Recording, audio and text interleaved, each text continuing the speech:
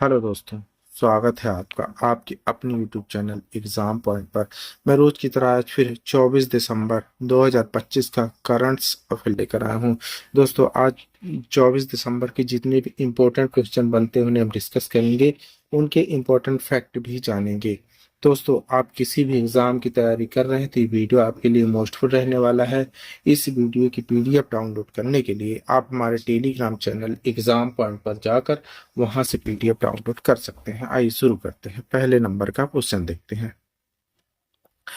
पहला क्वेश्चन देख लेते हैं।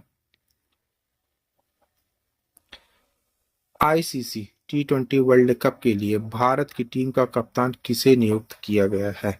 सही आंसर है सी, सूर्य कुमार यादव जी को। की पॉइंट रखते हैं। Board of control for cricket in India BCCI ने 7 फरवरी से 8 मार्च 2026 तक होने वाले आईसीसी T20 वर्ल्ड कप के लिए 15 सदस्यीय भारतीय टीम की घोषणा कर दी है। सूर्य कुमार यादव को भारतीय टीम का कप्तान बनाया गया है। शुभमन गिल को फिटनेस और फॉर्म की चिंताओं के कारण उपकप्तानी से हटा दिया गया है और टीम से बाहर कर दिया गया है। अक्षर पटेल उपकप्तान के तौर पर वापस आए हैं, जिससे लीडरशिप ग्रुप मजबूत हुआ है। आइए आगे बढ़ते हैं। दूसरे नंबर का क्वेश्चन देखते हैं। गृह मंत्रालय द्वारा सीमा सुरक्षा बल बीएसएफ कांस्टेबल भर्ती में पूर्व अग्निवीर कोटा 10% बढ़ाकर कितना कर दिया गया है? सही आंसर है सी, 50%। की पॉइंट देखते हैं। एक गजट नोटिफिकेशन के अनुसार केंद्रीय गृह मंत्रालय ने सीमा सुरक्षा बल बीएसएफ के कांस्टेबल भर्ती में पूर्व अग्निवीरों के लिए कोटा 10% से बढ़ाकर 50% कर दिया है। पूर्व अग्निवीरों के पहले बैच के लिए 5 साल तक। इसके अलावा पूर्व अग्निवीरों को फिजिकल स्टैंडर्ड टेस्ट पीएसटी और फिजिकल एफिशिएंसी टेस्ट पीईटी से छूट दी जाएगी, जिससे उनकी भर्ती प्रक्रिया आसान हो जाएगी। आइए तीसरे नंबर का क्वेश्चन देखते हैं। बांग्लादेश ने नई दिल्ली में कौन सी सेवाएं निलंबित कर दी हैं?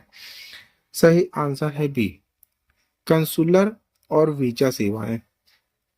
की पॉइंट देखते हैं। आखिर में डिप्लोमेटिक राजनीतिक और सुरक्षा चुनौतियों के कारण भारत बांग्लादेश संबंधों में काफी तनाव आ गया है। दिसंबर 2025 में बांग्लादेश ने नई दिल्ली में कंसुलर और वीजा सेवाएं सस्पेंड कर दी, जबकि भारत ने सुरक्षा चिंताओं का हवाला देते हुए राजशाही खुलाना में अपने वीजा सेंटर बंद कर दिए। ये कदम हाल के सालों में सबसे बड़े डिप्लोमेटिक संकट का संकेत देते हैं, जिससे लोगों के बीच संपर्क बाधित हुआ है। आइए चौथे नंबर का क्वेश्चन देखते हैं।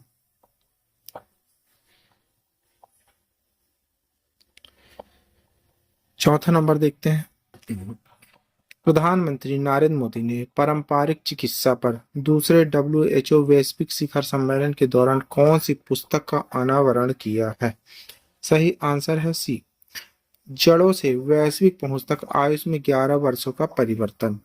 की पॉइंट देखते हैं। पुस्तक का शीर्षक है जड़ों से वैश्विक पहुंच तक आयुष में 11 वर्षों का परिवर्तन। यह भारत की आयुष प्रणालियों में सुधारों, संस्थागत सुदृढ़ीकरण का दस्तावेजीकरण करता है। पुस्तक पिछले एक दशक में पारंपरिक भारतीय चिकित्सा के वैश्विक विस्तार पर प्रकाश डालती। इसका अनावरण योग प्रशिक्षण डब्ल्यूएचओ की तकनीकी रिपोर्ट के साथ किया गया है।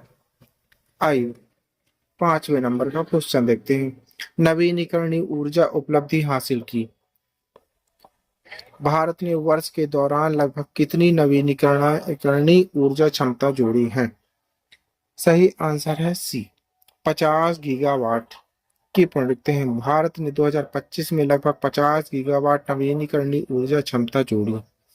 इसमें लगभग 2 लाख करोड़ का निवेश शामिल था। सौर ऊर्जा का योगदान सबसे अधिक रहा, लगभग 35 गीगावाट। कुल गैर जीवाश्म ईंधन क्षमता लगभग 262 गीगावाट तक पहुंच गई। आइए छठे नंबर का क्वेश्चन देखते हैं। भारतीय नौसेना ने हाल ही में अंजदीप नामक जहाज को कमीशन किया। अंजदीप क्या है? सही आंसर है डी, गार्डन रिस शिपयार्ड बिल्ड्स एंड इंजीनियरिंग द्वारा निर्मित एक पनडुब्बी रोधी युद्ध उथला जलशिप। की पॉइंट देखते हैं। अंजदीप एक पनडुब्बी रोधी युद्ध उथला जल शक्ति जलशिप एएसडब्ल्यूसी है। जहाज को स्वदेशी रूप से garden rich shipyard build engineers GRSE Kolkata द्वारा डिजाइन और निर्मित किया गया है। यह भारतीय नौसेना में शामिल किए जाने वाले 8 ASWC जहाजों में से एक है। यह पोत नौसेना की पनडुब्बी रोधी, तटीय निगरानी और माइंस क्षमताओं को बढ़ाता है। आइए आगे बढ़ते हैं, 7वें नंबर का क्वेश्चन देखते हैं। 51वां स्थापना दिवस, जिसे संचार वित्त लेखा दिवस के रूप में मनाया जाता, हाल ही में किस केंद्रीय सिविल सेवा द्वारा मनाया गया है? सही आंसर है डी, भारतीय डाक दूरसंचार लेखा और वित्त सेवा की IPNTAFS UPSC सिविल सेवा परीक्षा के माध्यम से भर्ती की जाने वाली एक केंद्रीय सिविल सेवा है। यह भारत के दूरसंचार और डाक क्षेत्र में के वित्तीय शासन में महत्वपूर्ण भूमिका निभाती है। सेवा ने संस्थागत यात्रा के 51 पूरे कर लिए हैं। स्थापना दिवस को संचार वित्त लेखा दिवस के रूप में मनाया गया है। आइए आगे बढ़ते हैं, 8वें नंबर का क्वेश्चन देखते हैं।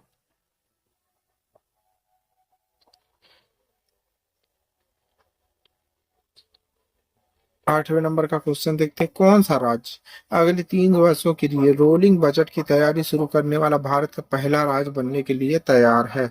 सही आंसर है डी, मध्य प्रदेश। मध्य प्रदेश के CM कौन है? मोहन यादव जी, याद रखिएगा। राज्यपाल कौन है? आप लोग कमेंट्स बॉक्स में बताइएगा। मध्य प्रदेश 2027, 28 और 2028, 29 के संकेतित अनुमानों के साथ 2026-27 के लिए बजट अनुमान तैयार करेगा। इस दृष्टिकोण को रोलिंग बजट कहा जाता है। इस पहल का उद्देश्य बजट को अधिक जन अनुकूल, व्यवहारिक और परिणाम उन्मुख बनाना है। यह निर्णय विशेषज्ञों और अर्थशास्त्रियों को शामिल करते हुए बजट संवाद कार्यक्रम के दौरान लिया गया है। आइए 9वें नंबर का क्वेश्चन देखते हैं। इंडिया अपटेल लिमिटेड IOL ने हाल ही में भारत के 2 महत्वपूर्ण युद्ध सक्षम प्रणालियों को विकसित करने के लिए एक सहयोग समझौते पर हस्ताक्षर किया। समझौता किस कंपनी के साथ किया गया है? सही आंसर है सी, सेफ्रन इलेक्ट्रॉनिक्स एंड डिफेंस की प्रोडक्ट। यह सहयोग India applets limited, saffron electronic and defence के बीच है। भारत में 2 उन्नत युद्ध प्रणालियों का विकास किया जाएगा। इन प्रणालियों में सिग्मा 30 एंड डिजिटल रिल लेजर जायरो इंसियंस निगेटिव सिस्टम शामिल किया गया है। तो खाने और एंटी ड्रोन सिस्टम के लिए CM3MR डायरेक्ट फायरिंग साइट भी समझौता का हिस्सा है। आइए 10वें नंबर का क्वेश्चन देखते हैं। भारतीय सेना ने हाल ही में किस तकनीकी संस्थान के साथ सॉफ्टवेयर और AI आधारित समाधानों के विकास के लिए एक समझौता ज्ञापन MOU पर हस्ताक्षर किए हैं? सही आंसर है डी, नेताजी सुभाष प्रौद्योगिकी विश्वविद्यालय के साथ की पंडित समझौता ज्ञापन पर भारतीय सेना और NSUT के बीच हस्ताक्षर किए गए। इस साझेदारी का उद्देश्य सॉफ्टवेयर और आर्टिफिशियल इंटेलिजेंस आधारित समाधान विकसित करना है। NSUT के छात्र और संकाय सेना की लाइव समस्या समाधान परियोजनाओं पर काम करेंगे। यह पहल रक्षा संबंधी तकनीकी चुनौतियों में व्यवहारिक अनुभव प्रदान करेगी। आइए 11वें नंबर, भारत ने हाल ही में वर्ष का अपना तीसरा मुक्त व्यापार समझौता किया। यह मुक्त व्यापार समझौता में किस देश के साथ संपन्न हुआ है? सही आंसर है सी, न्यूजीलैंड के साथ की पढ़ते हैं। भारत ने न्यूजीलैंड के साथ एक मुक्त व्यापार समझौता किया। इस समझौते से अगले 15 वर्षों में $20 मिलियन अमेरिकी डॉलर का निवेश आने की उम्मीद है। इसका उद्देश्य 5 वर्षों के भीतर भारत और न्यूजीलैंड के बीच द्विपक्षीय व्यापार को दोगुना करना है। यह समझौता भारत को न्यूजीलैंड के बाजारों में शुल्क मुक्त पहुंच प्रदान करता है। आइए 12 नंबर का क्वेश्चन देख लेते हैं। रक्षा और गृह सुरक्षा के लिए अनुसंधान, शिक्षा, प्रशिक्षण, प्रौद्योगिकी समर्थन में सहयोग को बढ़ावा देने के लिए किन 2 संस्थाओं ने एक समझौता ज्ञापन पर हस्ताक्षर किए हैं? सही आंसर है सी, DRDO राष्ट्रीय रक्षा विश्वविद्यालय ने।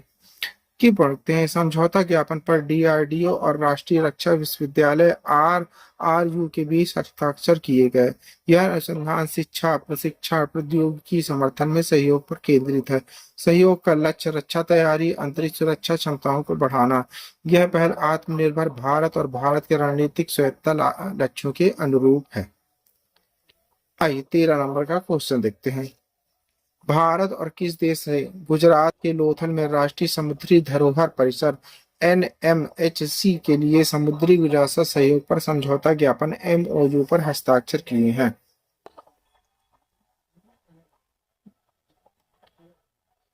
सही आंसर है सी, नीदरलैंड। सॉरी, नहीं ठीक है, नीदरलैंड। की पढ़ते भारत और नीदरलैंड ने गुजरात के लोथल में राष्ट्रीय सुरक्षा समुद्री धरोहर परिषद के लिए समुद्री विरासत सहयोग को मजबूत करने के लिए एक समझौता ज्ञापन पर हस्ताक्षर किए हैं। यह साझेदारी का उद्देश्य संग्रहालय डिजाइन, संरक्षण, शोध, पर्यटन, वैश्विक सांस्कृतिक आदान प्रदान को प्रोत्साहित करना। भारत ने अंतर्राष्ट्रीय स्तर पर अपनी पुरातत्व समुद्री धरोहर को उजागर करने की दिशा में एक महत्वपूर्ण कदम उठाया गया है। आइए 14 नंबर क्वेश्चन। उत्तर प्रदेश का कौन सा जिला ऊनी वस्त्रों का नगर कहलाता है? सही आंसर है सी, कानपुर। की उत्तर प्रदेश के कानपुर जिले को इसके ऐतिहासिक कपड़ा उद्योग, प्रभावशाली ऊनी व्यवसाय के चलते ऊनी वस्त्रों का नगर माना जाता है। दशकों से यह उत्तर भारत के विभिन्न क्षेत्रों में बड़े पैमाने पर ऊनी कपड़े, कंबल की सप्लाई करता आ रहा है। उत्तर प्रदेश में कई ऐसे जिले हैं जो अपने विशेष उद्योगों, पारंपरिक कौशलों के लिए जाने जाते हैं। सर्दियों में गर्म कपड़ों की पहुंच बहुत आवश्यकता होती है और कुछ संस्थान कंबल, शाल जैसी ऊनी वस्त्रों के निर्माण के लिए प्रसिद्ध है। आइए आगे बढ़ते हैं, 15 नंबर का क्वेश्चन देखते हैं।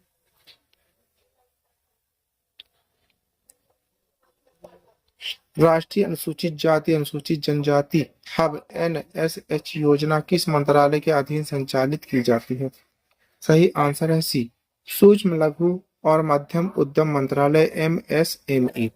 की पूर्णता राष्ट्रीय अनुसूचित जाति अनुसूचित जनजाति हब एनएसएच योजना का एक परिवर्तनकारी पहल है जिसका उद्देश्य भारत में एक समावेशी, न्याय संगत एमएसएमई परिस्थिति तंत्र का निर्माण करना है। सूक्ष्म लघु और मध्यम उद्यम मंत्रालय एमएसएमई ने हाल ही में राष्ट्रीय अनुसूचित जाति अनुसूचित जनजाति हब एनएसएच योजना के माध्यम से अनुसूचित जाति अनुसूचित जनजाति समुदायों में उद्यमिता को बढ़ावा देने के प्रयासों में तेज किए।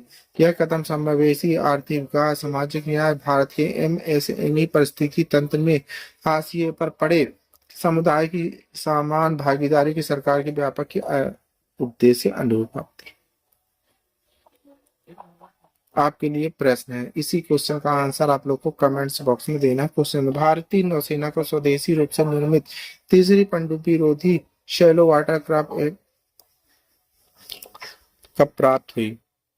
18 दिसंबर 2025, 20 दिसंबर 2025, 22 दिसंबर 2025, 24 दिसंबर 2025। दोस्तों इस क्वेश्चन का आंसर आप लोग को कमेंट्स बॉक्स में देना है। क्वेश्चन का आंसर आप लोग कमेंट्स बॉक्स में जरूर दीजिएगा, भूलिएगा नहीं। आप पढ़ रहे हैं 24 दिसंबर 2025 का डेली करंट अफेयर। दोस्तों आप किसी भी एग्जाम की तैयारी कर रहे हैं तो वीडियो आपके लिए मुश्किल रहने वाला है। इस वीडियो की पीडीएफ डाउनलोड करने के लिए आप हमारे टेलीग्राम चैनल एग्जाम पॉइंट पर जाकर वहां से पीडीएफ डाउनलोड कर सकते हैं। Thank you for watching my video. इस वीडियो को ज्यादा से ज्यादा शेयर करें, लाइक करें, कमेंट करें। Thank you.